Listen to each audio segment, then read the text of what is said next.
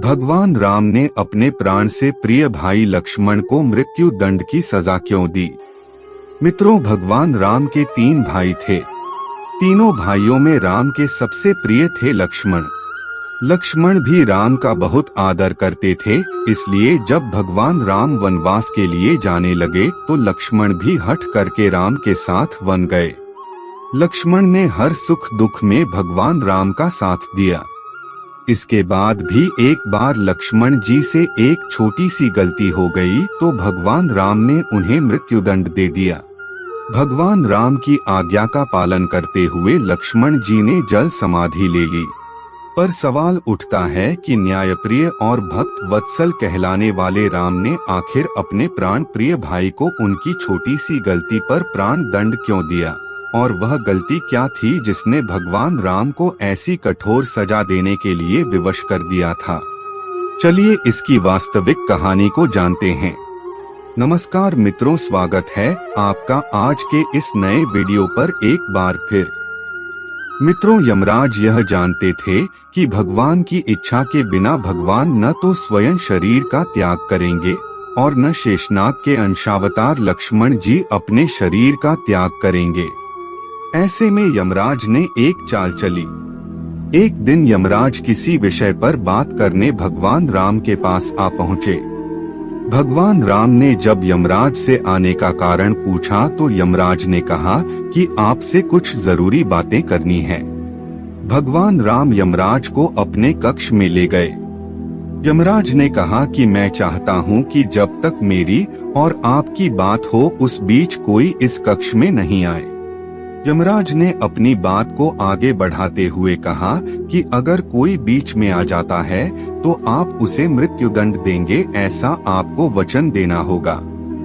भगवान राम ने यमराज की बात मान ली और यह सोचकर कि लक्ष्मण उनके सबसे आज्ञाकारी हैं, इसलिए उन्होंने लक्ष्मण जी को पहरे पर बैठा दिया। यमराज और राम जी की बात जब चल रही थी उसी समय दुर्वासा ऋषि अयोध्या पहुंच गए और राम जी से तुरंत मिलने की इच्छा जताई।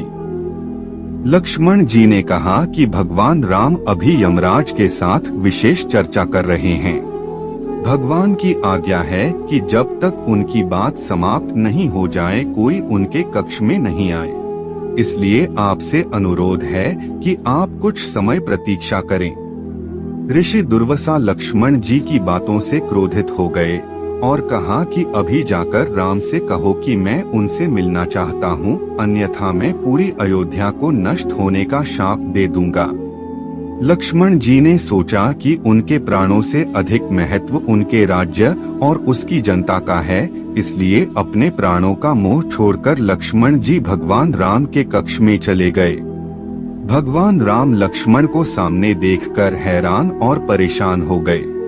भगवान राम ने लक्ष्मण से पूछा कि यह जानते हुए भी कि इस समय कक्ष में प्रवेश करने वाले को मृत्युदंड दिया जाएगा, तुम मेरे कक्ष में क्यों चले आए?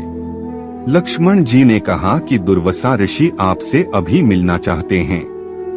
उनके हठ के कारण मुझे अभी कक्ष में आना पड़ा है। राम जी यमराज से अपनी बात पूरी करके जल्दी से ऋषि दुर्वासा से मिलने पहुँचे। यमराज अपनी चाल में सफल हो चुके थे।